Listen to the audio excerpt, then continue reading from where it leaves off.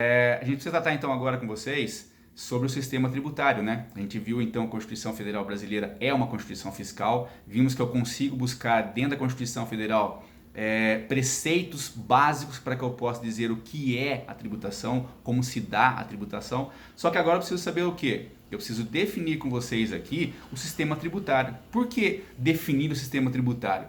É simples.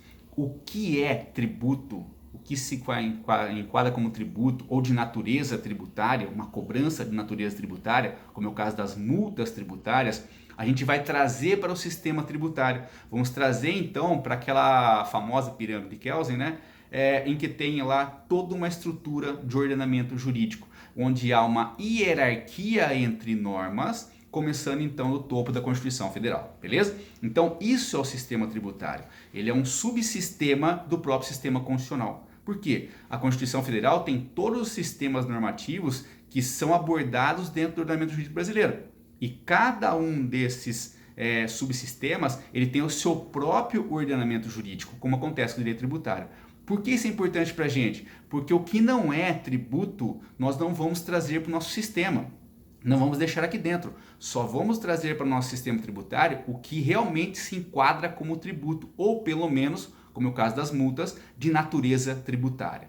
Por quê? Porque o que não é tributo vai ser cobrado na área civil, na área processual, vai ser penalizado na área criminal, mas não no direito tributário. Não vai ser relevante para o direito tributário, pelo menos em regra, a gente trazer para o sistema uma cobrança que não é tributária. E é importante a gente saber desse conceito do que é tributo, o que realmente se enquadra como tributo ou natureza tributária. Por quê? Porque se eu trouxer algo que não é tributo, ele não vai estar ali restrito às limitações do poder tributar, como um exemplo, tá? Vamos pegar um exemplo na prática aqui. Acho que todo mundo aqui já foi no mercadão municipal, seja aqui em Piracicaba ou qualquer lugar. Esses mercadões geralmente são prédios da própria prefeitura. E geralmente as pessoas que têm um box nesse mercadão, eles participam de um processo licitatório onde ele tem uma permissão de uso no bem público. Tá? E ele paga um valor por isso, tá? E esse valor que ele paga é obrigatório. Esse valor que ele paga é compulsório. Esse valor que ele paga, ele vai entrar no orçamento fiscal, beleza? Aí vem a pergunta: se é obrigatório, se é compulsório, se vai entrar no orçamento para ser gasto com serviços públicos, esse valor cobrado é tributo? Né? Eu quero ter uma ilha. A gente sabe, já tiveram óleo constitucional, vocês sabem que as ilhas marítimas não pertencem àquela pessoa que teoricamente é dono da ilha, tá? Ele tem uma concessão de uso de bem público, porque esse bem pertence em regra à União, está no mar, tá? A não ser que seja sede de município ou estado, como é o caso de Florianópolis, tá bom? Mas em regra pertence à União. Essas ilhas que teoricamente pertencem a um particular, ele paga um valor anual para ter exploração. É um valor pequeno, é um valor muitas vezes simbólico frente ao patrimônio que você está tomando conta, mas você paga. Esse valor também, da mesma forma, é obrigatório, é compulsório e vai engrossar também o orçamento da União, beleza? Aí eu tenho uma cobrança que é feita sobre o patrimônio de um particular. Eu tenho lá a propriedade de um bem, comprei uma casa, comprei uma fazenda, comprei qualquer tipo de bem, e eu pago um valor sobre esse patrimônio que comprei. Um bem móvel, um carro, pago IPVA para o Estado. Um bem imóvel, uma casa, eu pago IPTU em regra para o município. Há uma fazenda, eu pago ITR então para a União, certo? Essa cobrança que eu faço lá por meio do Estado, União e município sobre o patrimônio que eu tenho, é de forma também compulsória, obrigatória e também um valor que vai englobar o patrimônio, seja da União, melhor, o orçamento seja da União, dos estados ou próprio município, beleza? E aí vem a pergunta: as três formas são obrigatórias, as três formas são compulsórias, as três formas vão entrar no orçamento. As três formas são tributos? Não necessariamente. Por que não? Porque quando eu busco o conceito do que é tributo, eu não consigo encaixar todas essas formas dentro do conceito de tributo. Por quê? Acabei de falar para vocês, a pessoa que está num box no Mercadão, utilizando um box no Mercadão municipal, ele paga pela permissão de uso do bem público, certo? É obrigatório? É obrigatório, mas obrigatório via contrato. Por quê? Basta ele não querer mais utilizar, ele, em um acordo com a administração pública, ou propriamente a administração pública unilateralmente cancela, anula esse processo de licitação dele, esse processo de permissão dele, e ele perde esse patrimônio, ele perde essa exploração, tá? Então, ela é obrigatória via contrato. Ela é compulsória porque se ele não paga, ele perde esse direito. E vai entrar no patrimônio da administração pública, mas vai entrar como o quê? Como uma receita originária, tá? Da mesma forma, a União tem aquela propriedade da ilha, tá? Essa ilha é permitida a exploração de um bem pelo particular, há uma concessão de uso de um bem público, tá? É obrigatório? É obrigatório porque tem um contrato para isso. Eu faço um processo licitatório, eu tenho um contrato com a administração pública. É compulsório? Sim, se você não pagar esse valor, eu perco o direito de utilizar. E esse valor entra no orçamento, também da mesma forma entra no orçamento da União. Também da mesma forma com o primeiro, como receita originária, beleza? E o valor que eu pago sobre o patrimônio que eu tenho? Meu carro, minha casa, minha fazenda. Também é uma forma de cobrança do Estado? Sim. É obrigatório? Também é obrigatório, mas eu não tenho um contrato com a administração pública. Eu não vou até a prefeitura e faço um contrato com ela para cobrar IPTU. Não vou até o Estado e faço um contrato com ele para me cobrar o IPVA. E nem muito menos vou até a União para me cobrar o IPTU, o ITR. Tá? O que eu tenho é uma obrigação legal, uma obrigação ex lege, não obrigação ex voluntate, como é o caso dos contratos. Tá? Nessa obrigação ex lege, mesmo que eu não queira pagar, eu sou obrigado. Ah, não quero pagar assim mesmo. Não posso chegar para o Estado e falar assim, olha, vamos cancelar o contrato aqui, vamos dar uma suspendida do contratinho aqui. Ó, começou a pandemia, suspende a cobrança, por favor, aí que eu não estou a fim de pagar agora, não tenho condições de pagar agora. Num contrato eu consigo fazer isso, um acordo. Numa obrigação legal, só posso fazer mediante uma nova lei. Por isso a gente viu lá tantas medidas provisórias suspendendo o pagamento de tributos, suspendendo a cobrança de parcelamentos tributários. Por que isso? Porque se eu não tiver uma lei ou uma norma que equivala a uma lei, como é o base da medida provisória, eu não posso deixar de pagar esse tributo. Tem que continuar pagando assim mesmo. Ah, mas não tem dinheiro. Não interessa se você tem ou não tem dinheiro. Ocorreu a incidência tributária de um fato gerador, você é obrigado a pagar o tributo, beleza? Então a diferença que existe entre os dois primeiros é uma obrigação ex voluntate, uma obrigação que vem de contrato. Aqui não, o direito tributário é uma obrigação ex lege, uma obrigação que vem da própria lei. Por isso que eu tenho a obrigação de cumprir aquela relação tributária, a obrigação de pagar esse tributo.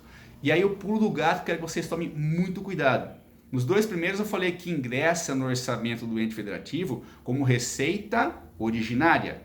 Nesse terceiro caso, tá? Nesse terceiro caso que teve vocês aqui, a tributação, ele também ingressa no orçamento do ente federativo, seja lá União, Estados ou municípios. Mas esse ingresso é por meio de uma receita derivada e não uma receita originária. Por que receita derivada? Porque deriva do patrimônio do próprio particular. Deriva, e aí não quero que vocês tenham essa noção de pejorativo, tá? Deriva da exploração feita pelo ente federativo sobre o patrimônio do particular, tá bom? Só um parênteses aqui, porque eu não quero que vocês tenham essa ideia pejorativa de exploração. Porque não é exploração como uma forma ruim, mas sim uma exploração como aquela ideia que passei para vocês no começo, tá? Eu pago o tributo, entrego parte do meu patrimônio para a União, para os estados e municípios, para que ele me permita, me dê a garantia de eu poder explorar, gozar e usar o restante do patrimônio que me sobrou. Então é nesse ponto, a administração explora o patrimônio do particular com um certo valor que é dado para ela e ela vai garantir então que você possa utilizar, gozar ou fluir do seu patrimônio restante, tá bom? Então é nesse ponto que se fala da exploração. Então a gente tem aqui dois conceitos, tá? Que são os conceitos básicos que a gente tem: receitas originárias e receitas derivadas. E esse é o ponto principal de eu saber o que é tributo ou não. Por quê? Receitas originárias se originam da exploração que o Estado faz sobre o seu próprio patrimônio. Então o patrimônio dele está sendo explorado. Ah, ele tem uma ilha. Vai explorar essa ilha? Vai. Como? Deixa o particular explorar a ilha e cobra por isso. Ah, eu tenho um espaço no box do Mercadão. É seu patrimônio? É. Como é que ele vai explorar isso? Deixa o particular, então, utilizar aquele bem e paga por isso. A mesma coisa vai ser feita, mal comparando, né? Quando um particular tem um imóvel para alugar. O imóvel é meu. Só que eu deixei alguém utilizando aquele imóvel e ele paga por essa utilização, beleza? Agora, quando se fala em receita derivada, a receita derivada é uma exploração que é feita não sobre o seu próprio patrimônio, mas sim sobre o patrimônio de um terceiro, o patrimônio então do particular, o patrimônio então do contribuinte, tá bom? Então, quando a administração pública explora o patrimônio próprio, ele está explorando por meio de receitas originárias. Quando ele explora o patrimônio do particular, ele está fazendo então através de exploração do patrimônio do particular, portanto, receitas derivadas. E as receitas derivadas são as receitas tributárias, tá bom? As receitas originárias são receitas patrimoniais, patrimônio do próprio ente federativo. Então, o que não é receita derivada, a gente não traz para o direito tributário. O que não se enquadra como receita tributária, eu não vou trazer então para o direito tributário. Só vou trazer para o direito tributário o que se enquadra como receitas derivadas, beleza? Eu vi dizer que a multa não são consideradas como tributos, está correto? Sim, Luiz, o negócio é o seguinte, é só para a gente adiantar um pouquinho vocês aqui, a gente vai tratar isso aí lá na frente com vocês, tá bom? Quando estiver falando do conceito em si de tributo, mas só para não deixar vaga essa pergunta sua. Multa, ela nunca vai ser tributo, tá? Isso é um ponto chave para a gente. Mas ela pode ganhar natureza tributária por prescrição legal. O próprio Código Tributário Nacional, ele fala que as multas ganham natureza tributária quando ela vai ser cobrada. Então, a partir do momento que eu aplico a multa, essa multa ela ganha natureza tributária. Por que isso? Para que ela possa ser cobrada dentro do sistema tributário. Vocês lembram que no comecinho da aula eu falei para vocês que dentro do sistema tributário vão ser cobrados os tributos e aquelas cobranças com natureza tributária? Então, a multa ela ganha natureza tributária para que ela possa ser cobrado junto com o tributo. Por que isso? Imagina a sua situação. Se eu tenho uma cobrança tributária, ela vai seguir as regras do direito tributário, serão executadas via execução fiscal.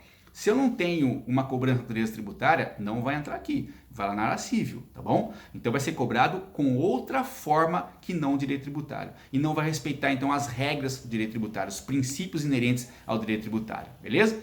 E aí acontece, quando eu pego essa cobrança da multa, tá? Essa cobrança da multa que ganha natureza tributária, ela é cobrada junto com o tributo.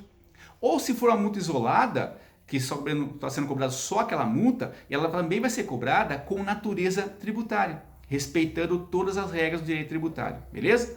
Agora, se não tivesse isso, seria cobrado na área civil, respeitando então as regras do processo civil normal. E aí eu teria que ter o que para cobrar uma multa tributária? Uma execução fiscal do tributo e uma execução comum referente à multa. E eu teria então que ter duas cobranças, uma respeitando as regras do direito tributário e a outra respeitando as regras do direito civil, beleza? Então, nesse ponto, as multas tributárias ganham natureza tributária, até mesmo para facilitar a sua cobrança, porque agora ela é ser cobrada dentro do sistema tributário nacional, respeitando todas as bases do sistema tributário nacional. Eu vou voltar a explicar mais isso aqui, a gente falando do conceito em si do tributo, tá? Mas só para a gente ter uma base mais centrada do que seria essa regrinha, a gente pode dizer o que? Multa, ela nunca será tributo, ela nunca vai ser qualificada como tributo, mas ela pode ganhar natureza tributária quando for cobrada, tá bom? E aí aplicado, podendo ser cobrado, ela pode ganhar natureza tributária. Não é que ela meio que gera um fato gerador. Toda cobrança de tributo ela tem que ter um fato gerador, tá? A multa, então, ela tem qual fato gerador? Na verdade, a multa não tem o seu fato gerador próprio, tá? O que acontece com a multa é quando eu descumpro uma obrigação tributária, seja ela principal, pagar tributo, ou acessória, uma obrigação burocrática, descumprir essas obrigações, eu tenho como sanção uma penalidade. E aí teria essa multa, tá? Não é que ela tem um fato gerador diferente, ela tem uma incidência diferente. O fato gerador é tributário, o fato gerador da obrigação tributária. Não cumprido, eu tenho então a possibilidade da cobrança, tá bom? Bom, vamos seguir então aqui. O sistema tributário, então, a gente vai ter como possibilidade a cobrança, então, daqueles tributos ou natureza tributária. Então, tudo que for tributo, tudo que for receita derivada, a gente traz, então, dentro do sistema tributário, beleza? pontos que eu quero que vocês tomem bastante cuidado, certo? Como que eu vou buscar então na Constituição Federal esse conceito de tributo? Como que eu vou trazer então o conceito de tributo? Como eu vou buscar esse conceito de tributo?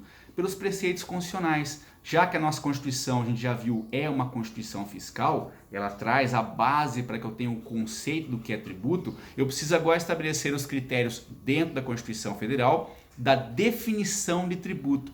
O que é essa definição de tributos? Eu vou buscar no conceito básico, naquilo que a Constituição diz que o tributo tem que ter, tá? Tem que estar presente nesse conceito.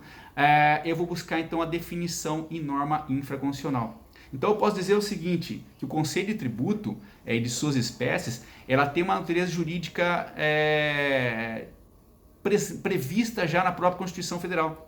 Então a própria Constituição Federal já traz para a gente o que seria conceito de tributo. E esse conceito de tributo, como o Geraldo Taliba bem peliciona para a gente, seria um conceito jurídico positivo. Por que um conceito jurídico positivo?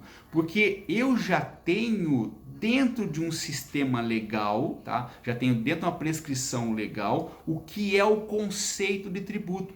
E ele é positivado, já está lá previsto na Constituição Federal quais seriam as formas, quais seriam os preceitos, quais seriam as bases para que eu possa ter então um conceito de tributo, certo? Por isso então que é um conceito jurídico, é um conceito dado então por uma norma jurídica, só que é um conceito jurídico positivo. Por que positivo? Porque eu já tenho positivado na própria norma o que seria realmente um tributo, certo? É uma construção, então, de um conceito jurídico positivo que eu vou buscar na própria Constituição Federal. Lá eu já trato, lá eu já busco o que pode ser, então, tratado como tributo. Beleza? Uma coisa que eu quero que vocês tomem bastante cuidado, deixa eu aprofundar um pouco mais agora nesse finalzinho de aula, nada, que tem meia hora de aula ainda. Eu acho que eu achei que era 10h30, não é. Tá até acelerando a matéria aqui, mas não é. Dá pra gente ir um pouquinho mais devagar. Seria o quê? Já que eu busco na Constituição Federal o conceito de tributo, já que eu vou estabelecer esse conceito, a espécie de tributos também na própria Constituição Federal, só que aí norma infraconstitucional é que vai dar a definição de tributos e as suas espécies, o Código Tributário Nacional, eu preciso saber o seguinte, por que isso é dado pela Constituição Federal? Por quê? Se eu buscar no artigo 146 da Constituição Federal, ele vai trazer para a gente o seguinte, lei complementar, e aí tomem muito cuidado com isso, lei complementar vai trazer ali a base sobre o que? A regulamentação, a regulação das limitações ao poder tributar, por isso que está lá na Constituição Federal as limitações e depois eu vou regulamentar por lei complementar. Vou também trazer ali o conflito, a resolução do conflito de competência, tá? Os entes federativos têm competência tributária, cada um tem a sua competência. Quando há conflito entre eles, a lei complementar tem que definir, certo? Ou seja, a lei complementar é que vai trazer para a gente lá qual é o ente federativo que pode não cobrar o tributo. A Constituição dá a competência, só que muitas vezes essa competência pode entrar em conflito, e esse conflito vai ser dirimido então por uma lei complementar. Mas que tipo de conflito? Vamos lá, eu tenho uma farmácia de manipulação. A minha farmácia de manipulação, ela faz tanto remédios, receitas manipuladas, já com o receituário para um cliente específico, como também faz manipulação de receitas gerais, onde ela vai deixar na prateleira a venda. E a pessoa vai lá, se identificando com aquilo que está sendo colocado naquele frasco, vai adquirir o produto, beleza? E aí eu posso ter uma discussão se eu vou cobrar pelo serviço prestado pela farmácia, de fazer um remédio especificamente para mim, ou cobrar o ICMS pela circulação dessa mesma mercadoria. E aí tem uma legislação federal, uma lei complementar federal, que vai dirimir esse tema. É nesse ponto então que a gente tem a perspectiva desse conflito de competência, beleza? Então tome bastante cuidado com isso, porque o conflito de competência vai ser dirimido por lei complementar.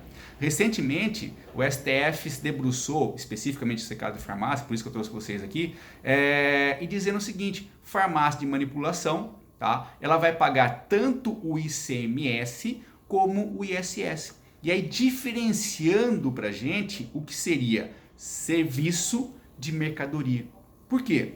Quando eu vou numa farmácia de manipulação e lá eu peço para manipular uma receita para mim, o que eu fiz? Eu quero um serviço daquela farmácia. Eu quero que você faça para mim um medicamento. Eu quero que você manipule um medicamento para mim. Tanto que eu deixo uma receita para ele, ele faz aquela receita para mim. Então ele está prestando um serviço diretamente àquele consumidor. Nesse caso, a farmácia então vai ter que pagar o ISS sobre o serviço prestado. Beleza? Agora, quando ela vai manipular um gel, vai manipular um remédio, manipular algum composto para que possa vender, mas isso de forma geral, para qualquer pessoa, esse composto que ele fez, esse medicamento que ele fez, ele vai deixar na prateleira. E aí qualquer pessoa pode chegar e tentar comprar esse produto. Tá? Então, neste ponto, essa pessoa que for comprar esse produto, ela vai comprar uma mercadoria. Da mesma forma que eu vou no supermercado e compro qualquer tipo de produto lá que também tem a sua receita, beleza? Então, esse produto que eu comprei que tem a sua própria receita é uma mercadoria, tá bom? Separando isso, a farmácia de manipulação ela vai ter que saber o quê? O que for medicamento de prateleira, ela vai pagar o ICMS. O que for medicamento formulado especificamente para uma só pessoa, ela vai pagar então o ISS. Tranquilo?